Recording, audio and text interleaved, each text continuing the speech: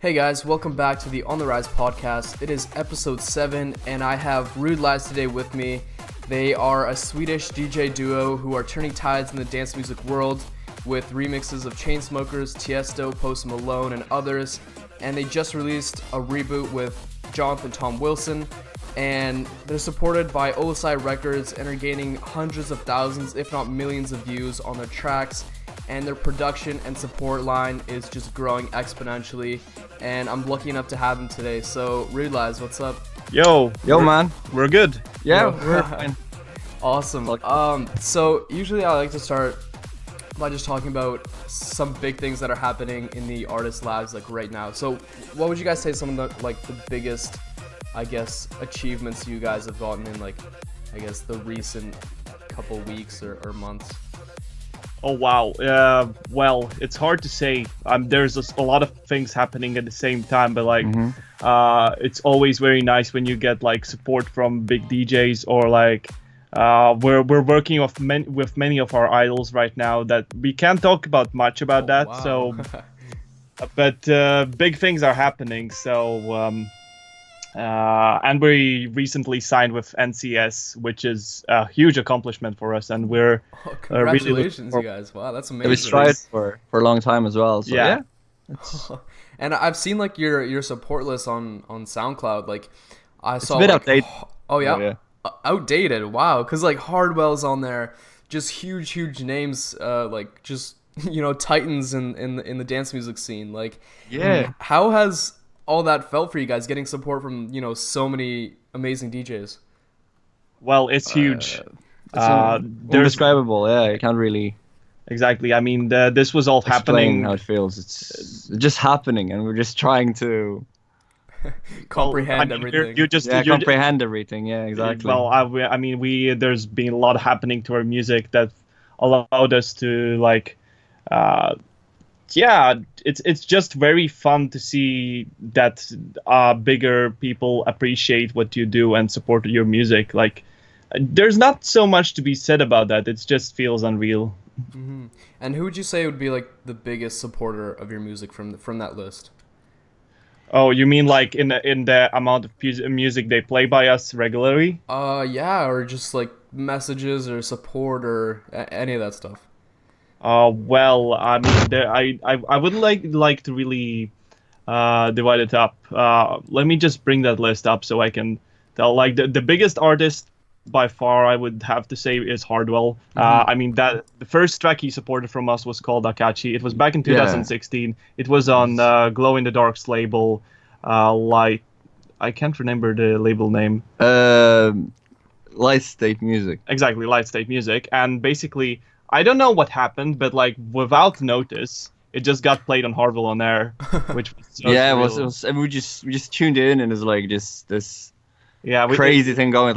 Our track is being played by Hardwell, and just people started to send us messages. Wow. On social media and stuff like that. It's guys, Hardwell's playing your track. And it's oh really? And there's then we just see it playing live, and it's just crying. It's one of the biggest achievements you can get is winning the World Cup.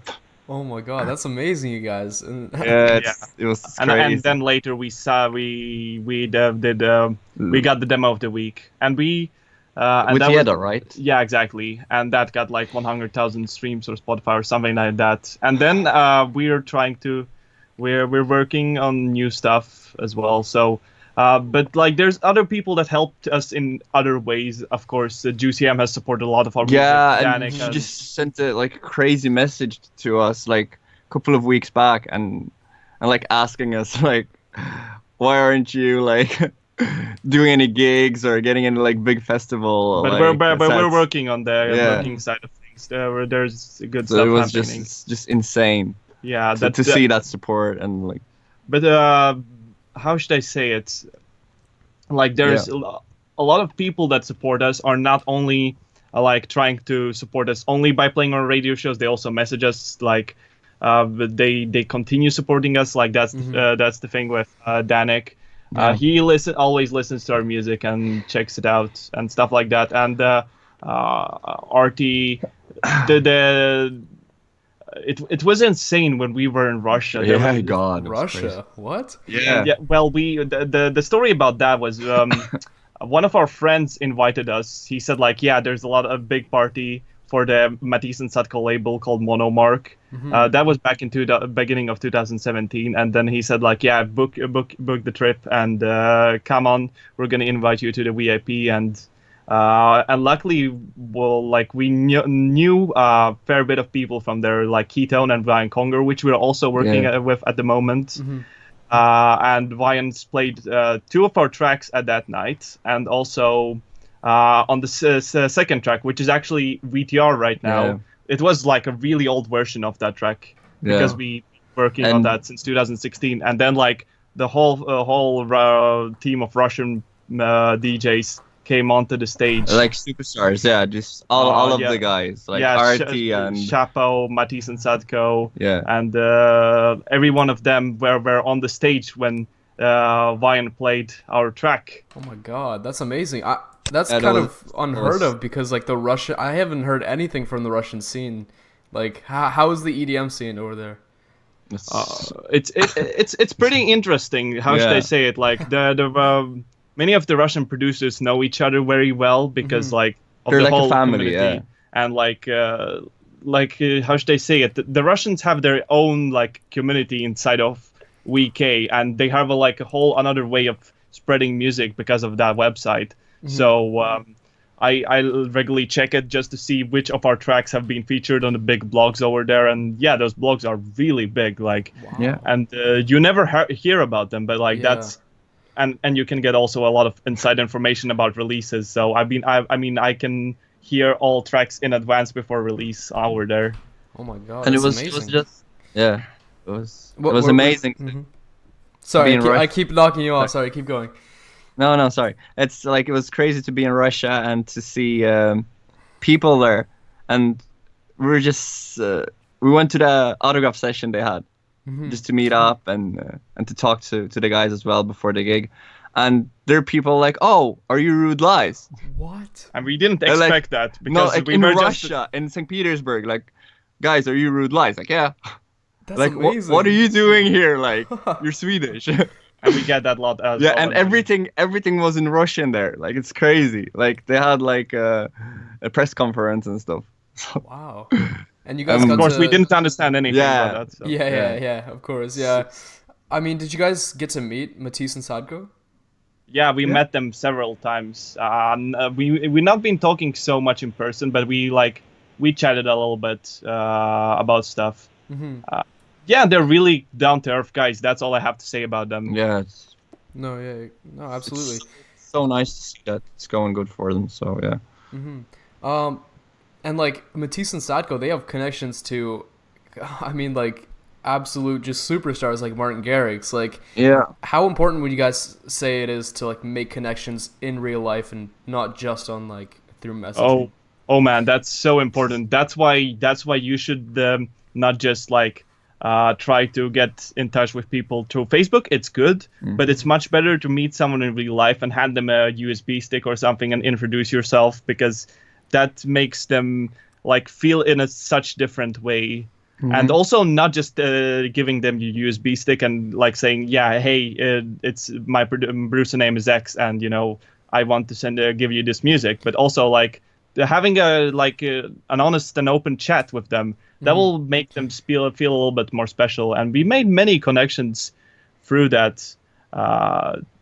Mostly at ADE Exactly. and Dance Fair in the Netherlands. Yeah. Yeah, exactly. That's why it's so important. So to you to also go to ADE to make contacts. And if you're in US, I would say Miami Music Week. But then you have to be Country Music Conference. 21 plus to get into all of the clubs to make connections with people. But really try to meet producers that you look up to in person. Yeah, make sure your music is also one part of that. So because for us, nothing would have happened if we didn't put in the hard work into music.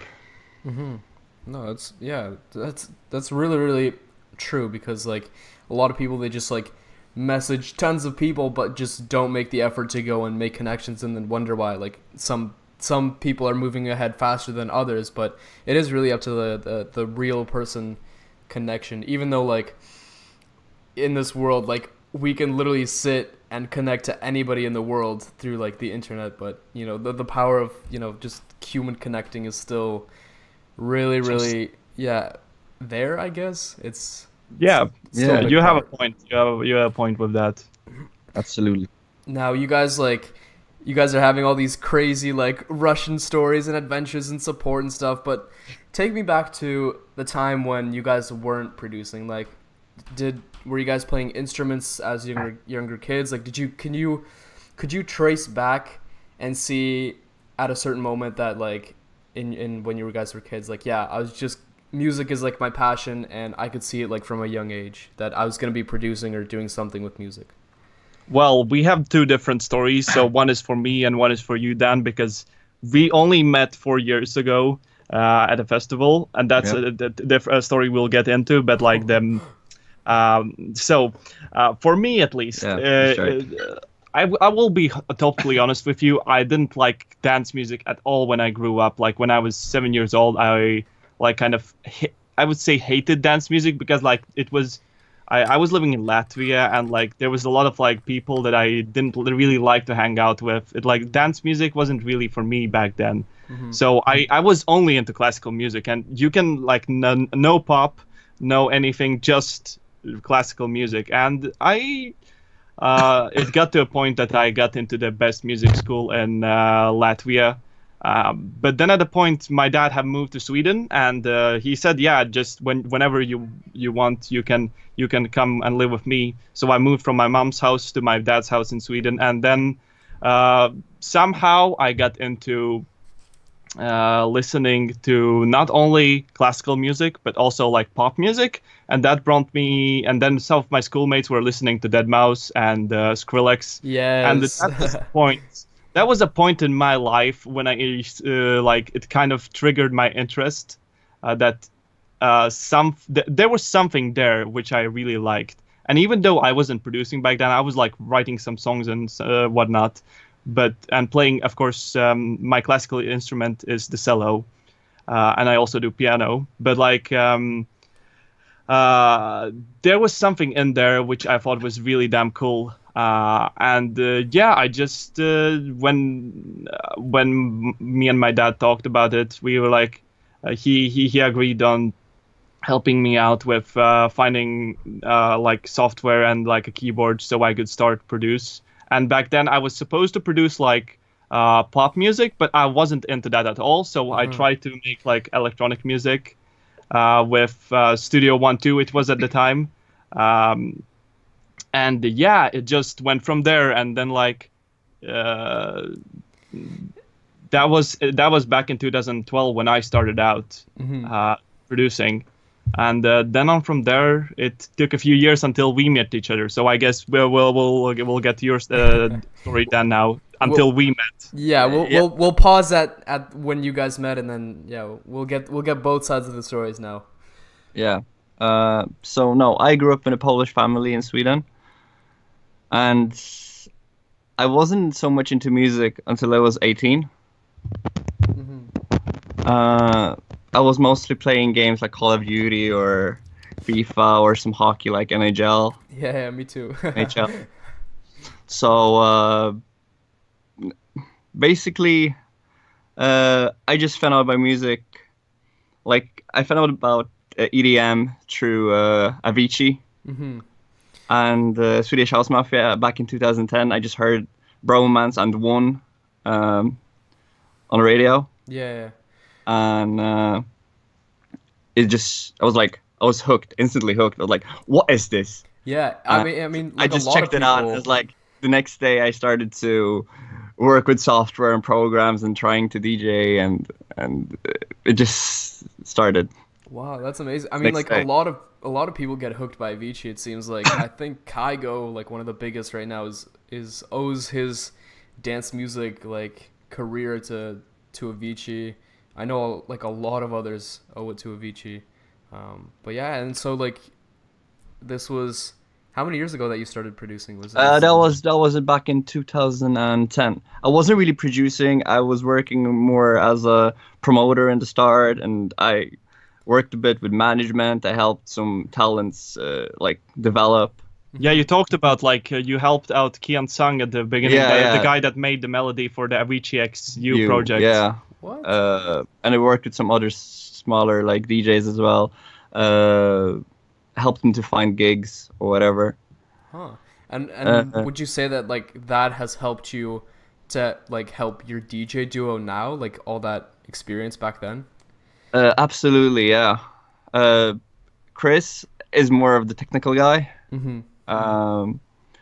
And I've had all of the contacts that I've like the whole database of contacts that I've built up over the years. Mm-hmm. So, and I was actually just trying to produce music a little bit around 2014 when we met. So up until then, it was me mostly playing some gigs and trying to learn how to DJ at local parties.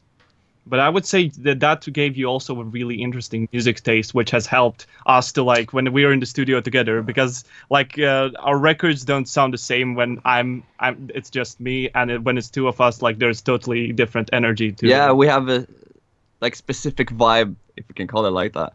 So in the studio, they bounce off each other and to get like hyped. So yeah, that was up to 2014, and well, I was going to a few festivals. You were too, but I wasn't going to so much. But I was really hooked onto dance music back then as well. It was like 2 years into me, or 2 or 3 years. I can't remember really. Well, and then we went. I went to Bråvalla. It was like a huge festival back then. A lot of big stars played there, and there was. That day when I went there, it was like one of the members of Galantis, Stylify, was playing there, Blasterjaxx and Alesso. And what was the other guy who, the Tropical House guy, which was playing there that night? Oh, Klinganda. Yeah, Klinganda. Oh, that was like basically the dance stage lineup over there. French guy, yeah. So basically, I saw I was there with a friend, and I saw like there was a few people hanging around near the backstage area. Mm-hmm. And I was like, wait. And it was like before the Blasterjaxx gig, and I said like, wait, there might be there, and I really want to take a photo with them. So I went there, and basically I was waiting in the queue to see them and take a photo with them, and they said to the guy before me that he was going to be the last guy to take the picture. But then funnily enough, Dan convinced them because he was. You can tell the story before then, because you actually got them to come down to the backstage. Exactly. Yeah, it's a long story. But the thing is that I've had some connections with some Swedish DJs and some international DJs as well. So there was some guys that I knew, pretty much like local DJs from Stockholm that had that were playing before Blasterjaxx, or played earlier that same day on the same stage. So I was just waiting for Blasterjaxx, and I tried to hook like every DJ that I could possibly get to, and just to talk to or get a promo mail or whatever. Mm-hmm. So I saw these guys, and I just asked them, "Have you seen Blasterjaxx?" And they just turned their head, and it's like, "Oh, they're just right there." Huh. I was like, "Could you please go and call them for me? Because I would really like to meet them." Mm-hmm. So one of the guys just went there, and they came over actually, and they just said, "Oh yeah, we don't have so much time right now, so we just need to go and prep our set, and to do the sound check and everything. Mm-hmm. But we'll be back in a couple of minutes." So I just waited there, and they came back, and we just started to talk. And suddenly more and more people started to appear, and they wanted to take photos with them. Mm-hmm. One of them was me. So. Yeah, and one of them was Chris. And then so I just waited on the side. We're just chatting a little bit. One of the guys, and then he said to one of the last guys that, "Oh, you're gonna be the last." And I was like, hey, that's not fair, because there's another guy that he just came running, like this little kid. And I was like, just give him a chance, like, to take a photo with you, like, it's just be nice, kind of. They're like, oh, okay, no worries. So and that was Chris. So after that, I started talking with Dan about some stuff and like music in general, and we really kind of like clicked with each other. Yeah, like straight away. And it was funny because the same day when Blasterjaxx was actually playing, their tour manager came down and said like, yeah, you can, Dan could come up to them. Oh wait, it wasn't like that. It wasn't like that. Oh yeah, you remember better. He because he was taking some photos with me and Blasterjaxx, their tour manager. So then he went somewhere to get a drink, or I think he was checking with the like sound engineers or like the visual guys back in the other tent. And then he just came through the crowd and he saw me, and then he went back, and in a couple of minutes he just looks at me from like a few meters away, and he's just waving at me like, come here, like. So then I went, but then I didn't realize Kristaps was coming with me. Oh wow! So you guys instantly, like, even before you knew it, became like a DJ there, duo. and it's like, and he was like, and Chris just asked me that, oh, can I please come? And I was like, oh, would you like to come backstage? And I was like, yeah, sure, I can go backstage if I can bring this guy with me. Ooh. So then we're selected of one of like 10 people, or no, maybe 8 people, to go backstage and see Blasterjaxx play during their set. Yeah, that was. And he called us when the set started already. So that was maybe a quarter in to the set or something like that. That's amazing. Yeah, and then he actually, this crazy story. He just, because I was standing there and filming, and it was like, I don't know, 1,500 to 2,000 people at the scene, and it was just crazy to see that from the stage. And he, like, their manager just took my phone and just went up there and just made like a really cool video of a new track that later became like Back to the Front with Quintino. Yeah, exactly. I think, yeah. I think it was supposed to be a collab, but like something happened, and then Quintino released it as his own track. Huh.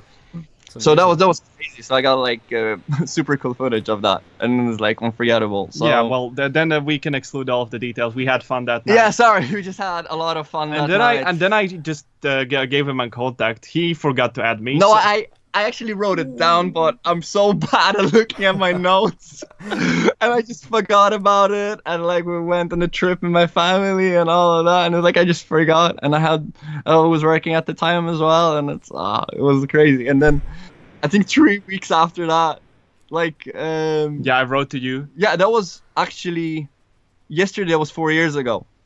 Wow. Yeah. It was in the end of June that we met. But in the end of July that we actually met in real life, and connected through Facebook. So exactly, and then after that we had like a few. We just hanged out in my house and just like talked about music.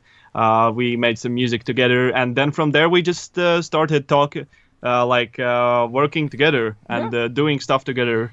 And then it took a few years, and like we reached out to people that would really help later our careers. Of course, people were a bit skeptical of our music in the beginning, because that's like everybody. Yeah, I was like years into my production, and like my productions didn't sound the best yet, but like we were getting there, and then trying. We got a lot of help, and because I had all of the contact as well, so I was just feeding out like a lot of like IDs that we had to people, and like, please, could you give some feedback? And I would just literally almost like spam people to death with like feedback.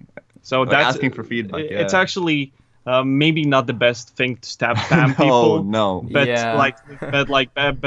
be persistent. That's a really... Exactly. That's the whole point of our story. Be persistent and just work really, really hard.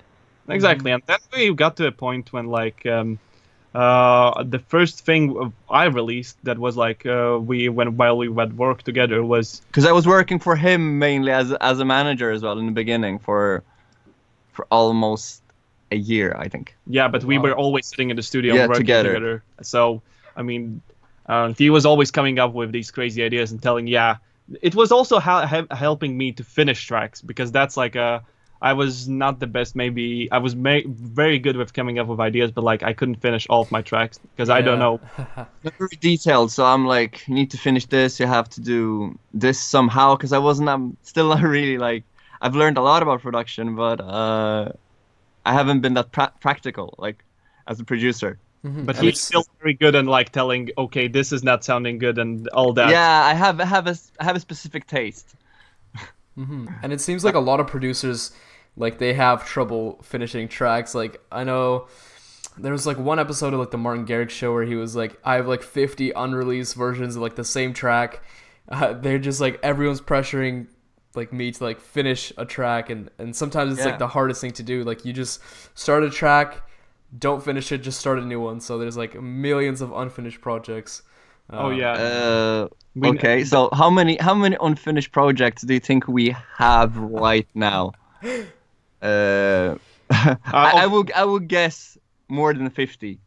Whoa, that's amazing. Maybe if it's just ideas not finished in any way, I think it's more, maybe 150. Just like ideas. Of course, our SoundCloud 30-second clips. Like our SoundCloud is of course like many copies of tracks, but like I like looking at the number. It's pretty crazy that there's like 498 uploads, almost 500 uploads. That's nuts, you guys. But I mean, you know, as long as you're finishing tracks and putting them out, you know, that's what matters. But you guys, but you guys were talking a lot about like the support and different DJs that you're meeting, and like, man, the Blasterjaxx story is crazy. So you guys were like, you guys became a DJ duo before you even knew that you guys were gonna become a DJ duo. Like, the moment you guys went backstage together, that was like, would you guys say that's the moment where everything, you know, where the universe made it happen? Yeah, exactly.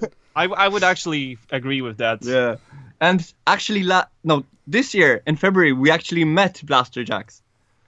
And wow. They didn't remember us, but we said thanks for connecting us. That's amazing. Well, just a really funny thing. Like, that was 4 years ago. So that was Blasterjaxx like peak, I think, or was it? Or like 26 was it? It was. Yeah, they were huge, and they had like a huge hit in Sweden as well.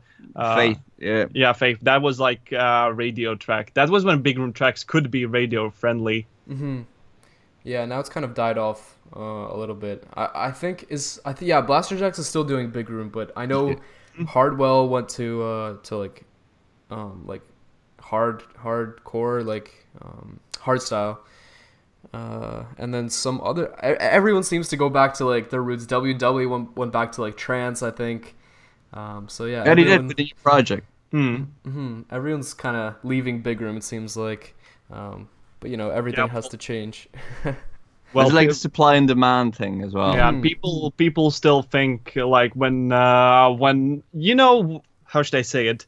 When the pressure is off you to make like stuff that's to follow the trends, you know, people will always try to make what's out of the hearts. That's what we always been trying to do. We're always trying to be doing music that feels right to us, and like trying to be different from everyone else, and not really, but like still having the right sound to appeal to DJs. That's like really important for us. And so big room was popular back then, but what do you guys think is the next big genre to blow up in the next, like, I guess 4 or 5 years? Future room. Oh no, we don't want. I'm just joking. I'm just say that. I'm sorry. No, I don't know.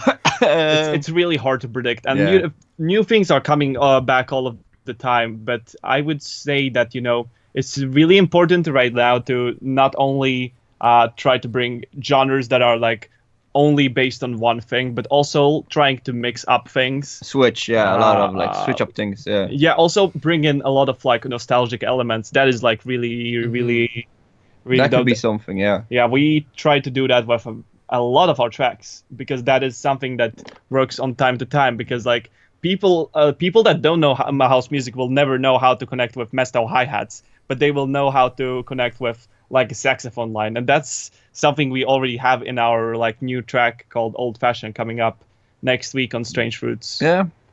Sweet. So what would you guys say inspires you to produce?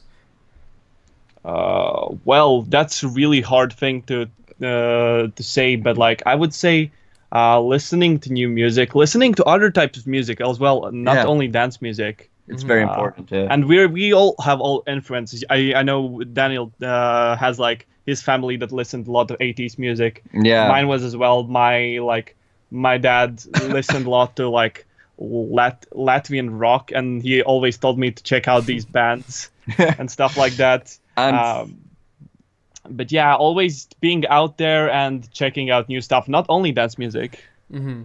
And so I am 26. I'm born in 92, and Chris here is 19.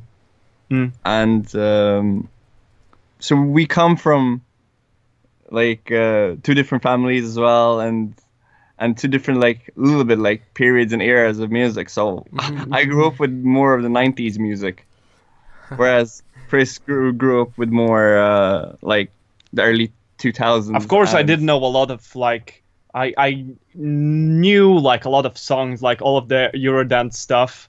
Also, when they were playing at like my last years, I was living permanently in Latvia. They were playing the Empire of Sun song. I love that one. Yeah. Oh yeah, that's like they're some of the best vocalists that ever existed, in my opinion, or he.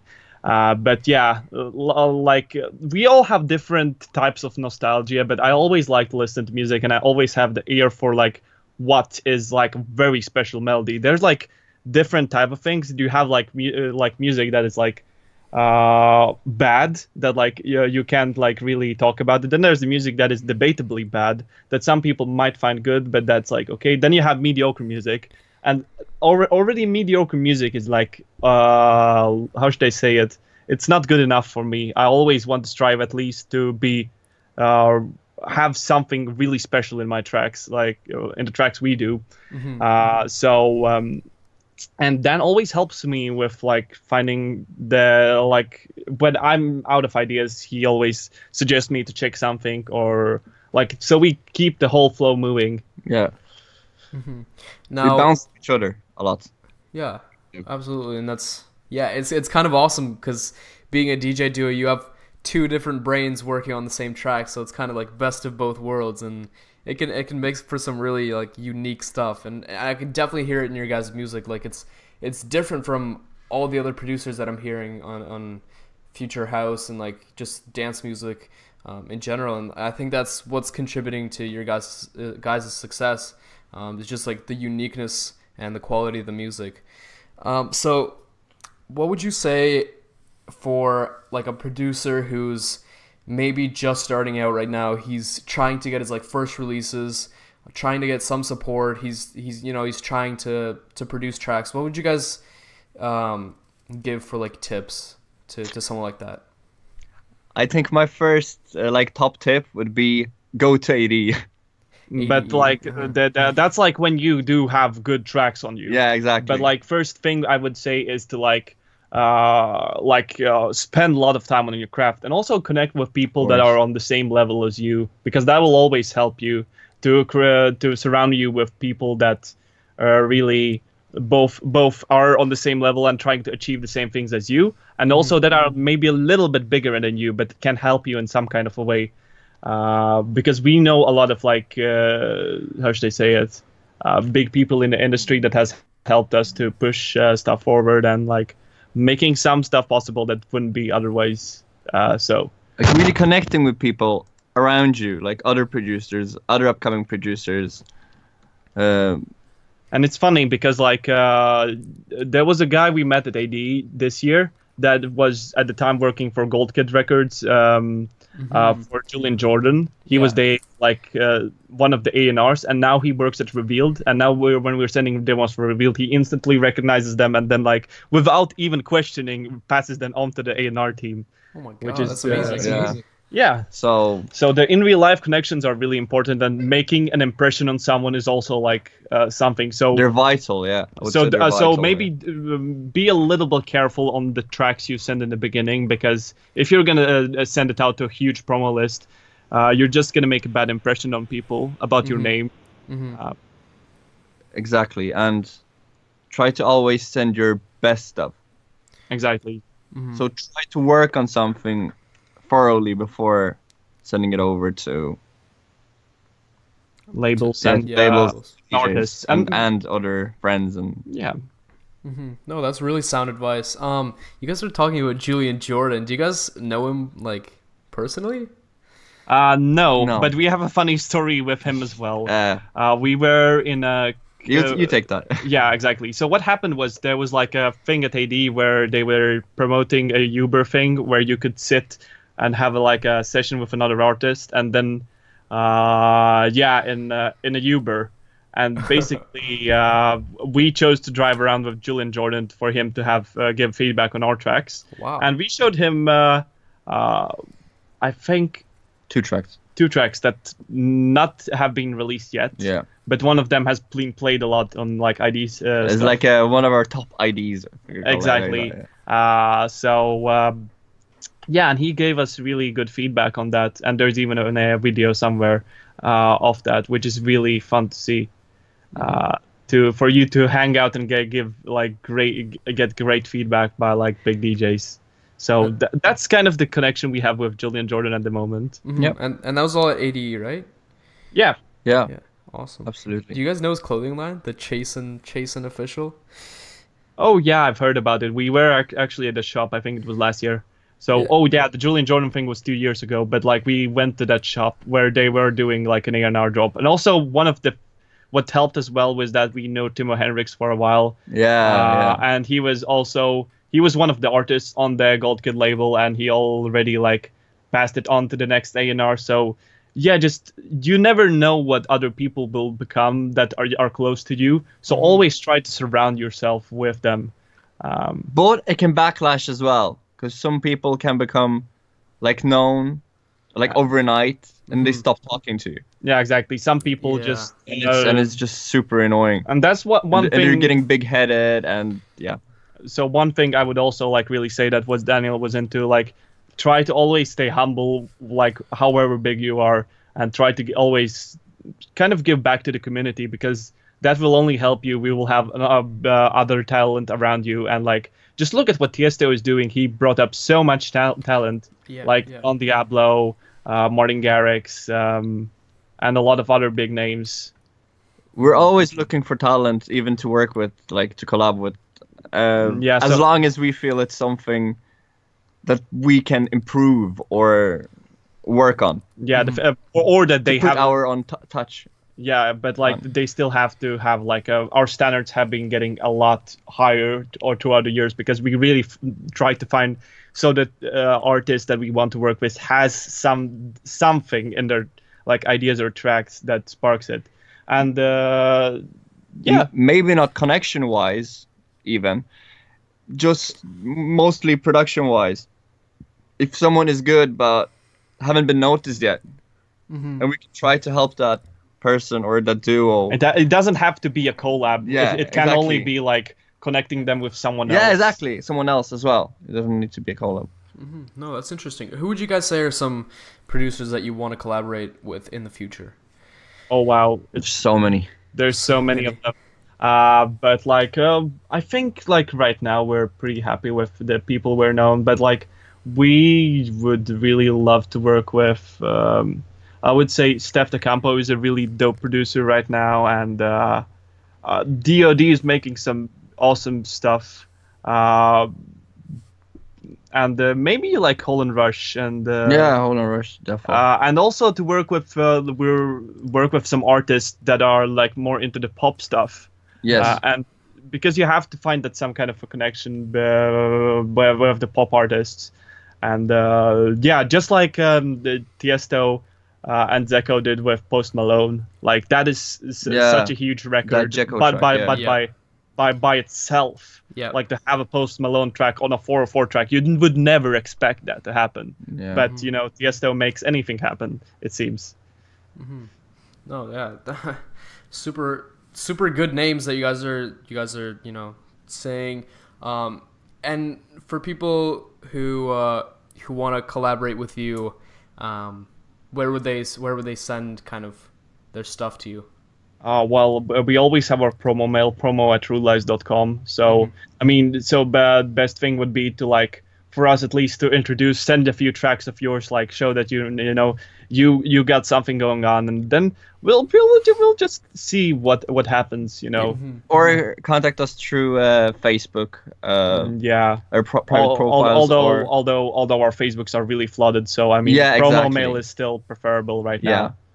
now. Or any other social media. We regularly check for messages. So Yeah. Perfect. So what does the next 5 years look like for RudeLies in terms of music goals, DJing, all that kind of stuff? we don't know.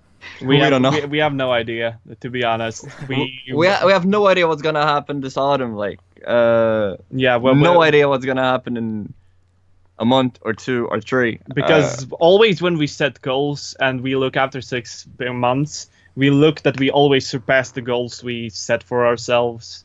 So I mean, we work with some really big people right now, and yeah, I would really love to talk about it, but like I just want to. Yeah, they could kind of get us into some trouble. Yeah, exactly. We think it's better to just keep it confidential for now. But we could give for some of the people that we're working with right now that are super dope. I think we have to give a shout out to John, Tom Wilson, Kraken definitely, and the Breeze doing also some really dope stuff. And Wyan Kong as well. We're working on a really huge track with him right now. Sweet. And you guys literally just came back from, I heard, a Sweden trip where John and Tom Wilson came to Sweden to work with you guys in the studio. Like, Yeah. we were talking about how crazy that is. Like, you guys all met through music and through like producer groups and stuff, and now you guys are, for you guys it's Sweden, and for John it's Sweden, but for Tom it's a completely new country, and you guys all came together and just made like a really awesome reboot together. So yeah. I mean, it's always something. Like I'm always like out on Spotify searching for tracks that are really, like that have some kind of a potential to be. Our manager is also kind of trying to push his vision, like of tracks like, you should reboot or remix. Yeah, that was actually him that suggested the Jackie Chan one, and it turned out super dope. But the Jax Jones one was like we already did a remix of him, and like he always gets such good vocals on his tracks, and but like we want to create also something that's like really dance floor friendly. So and it was just crazy how it came from me sitting on that bus with Jesper and Tom, and then to Clark's playing it out the night after. And one of the biggest club in Warsaw. So that's amazing. I saw that video. I was like, oh my god! Like Clark's is looks like he's supporting you guys quite a bit now. Yeah, it's just so funny for me as well because I have the Polish connection and I grew up in a Polish family. It's always amazing to see. Yeah, and Clark's such a good dude as well. Yeah. We did meet him at ADE, and like he's just so chill around people. Yeah, he really so cares nice. about people. Yeah, and definitely. He's definitely someone that we see like will have a bright future in the music scene. Absolutely, yeah. And we've also been touring a little bit. Like we did a few shows last year, but we're gonna work on doing more shows this year, and it seems to be going well with everything. So that's awesome, you guys. So just to like kind of like recap it, number one advice is to, well, first of all, make good music and then go to ADE. It seems like ADE is like the golden hub of all the music producers and everything Yeah. to like network. Or dance fair is also decent, but it's Yeah, the thing is, like with ADE, you really have to do your research before you go. Yeah. It's like one of my like in real life friends told me, like going to some country and then not knowing what you're gonna look like is not really the smartest idea. So before you go to ADE, like try to maybe look at some people you're gonna try to meet, or try to look at few club shows you want to go on. We definitely recommend the Funk Party. I don't know how many artists are going to be there this year, but like there's a lot of I connections. believe it's on Wednesday as well. Yeah, exactly. But there's a lot of connections to be made there because there's a lot of artists going there. There's actually a really funny story because I met Dannic in mid-June at a festival here. It's one of the biggest EDM festivals here in Sweden, Summerburst. And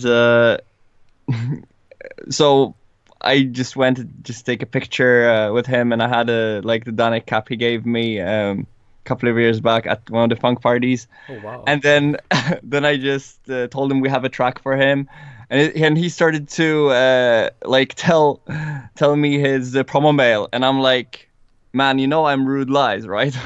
And he's like, oh yeah, sorry, man. So I mean, there's a lot like people. We're kind of like known a little bit in the DJ community, at least for the people that support us. Our name, not like faces. Maybe, I don't know.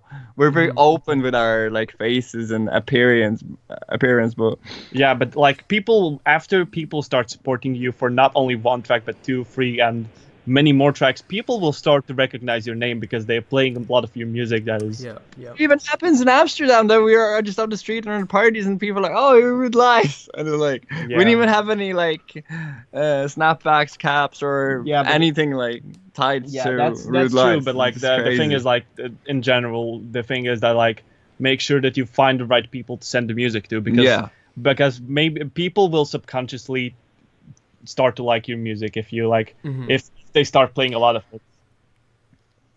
No, that's definitely true. And in Amsterdam, where's like the producer like hangout spot? Because I was just there recently, but I only met like a couple producers. Some of them were talking about like some area where like all the producers usually chill. Do you guys know of that spot? There's a lot of spots. There's not only one. You can find a famous one. But like right now, I think it's like there's the main like a few years back it used to be Keizergracht. Keizergracht, yeah. That's where all of the people were at. But right now it's more there was I can't remember if it was a hotel or something. But like that's where like I think it was the opera.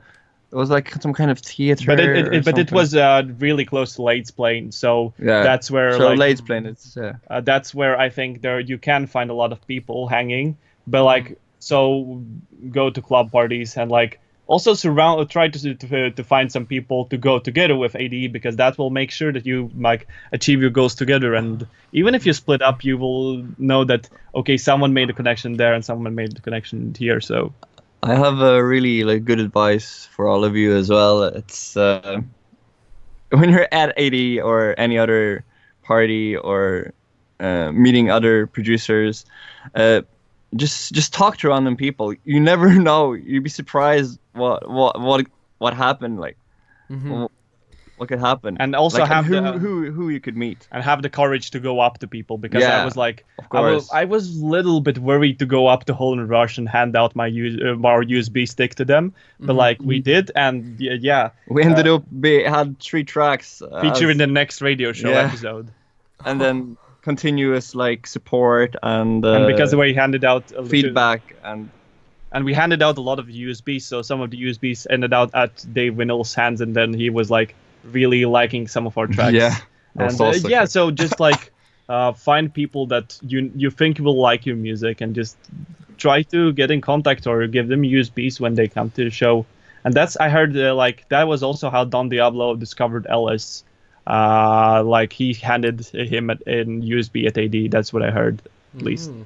So just be like we're now, and just chit chat with people and be open towards others, and then everything will be fine, I guess. Awesome. For us. will you guys be at ADE this year? Absolutely. Absolutely. So people, if they want to come and meet you guys, Just hand shoot us you a message. USB. Yeah, shoot you guys a message. Yeah, we'll be there. Or just say hi to us if you see us at the street. Yeah, always photos, whatever. Just super happy to meet anyone. Awesome. And you guys should wear like RudeLies shirts or like a hat that'll solidify people because they'll recognize the logo in the face. I usually wear a hat but like we have something coming up. We can't talk about like really, but like it's in the development stage. But yeah, we can't really talk about that. It has to do with clothes and stuff. And clothing, but yeah. like you'll see it at AD. By then, it will be pretty apparent what it is. So yeah, so something is coming for sure. And one of the final questions. So ADE DJ Mag is coming up. Who are your top 5 DJs that you're voting for this year? Oh wow, that's such a difficult topic. We can just just joking. We can just stop for a while and then we need to. No, but I think for me Brooks is absolutely up there, killing it at the moment. I'm a huge fan of Dub Vision. Yeah. I really like Dannic as well. I think, Medicine Mars. Yeah, like those are huge names, but like you have to see the DJ Mag. I'm really like, although I appreciate all of the love around like DJ Mag and like how people generally try to take it as a serious thing. There's a lot of guys like trying to push it towards people, and there was one producer which I talked to around the day, and he tried to talking me into voting for him, and that's like just not such a good thing, of course, and especially if you're trying to get a good connection, especially if you're into colleagues and so on. Yeah, so if you're gonna try to campaign to the DJ Mag, just try to not ask it in like such a begging manner. We don't even campaign for it, so we're happy for any vote we might get. So that'll be getting 999 on DJ Mag. Yeah, that would be amazing. Oh, so we're just two guys from Sweden to do our thing. Perfect. No, you guys. I love your guys' music, and you guys are getting so much support, and I can really see you guys just growing and through all the connections that you guys are making, like, and you guys seem to be on like the right path of just looking for all this stuff, and you guys are giving amazing advice.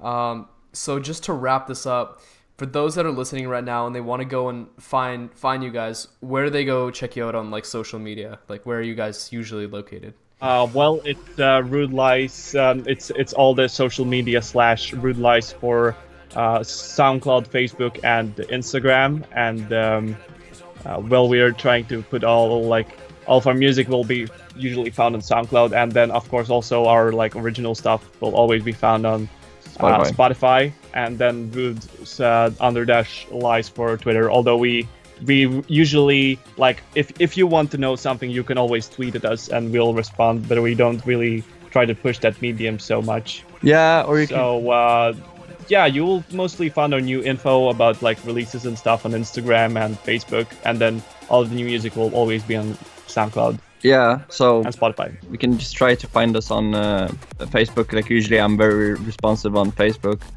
and stuff like that. Yeah, so sweet.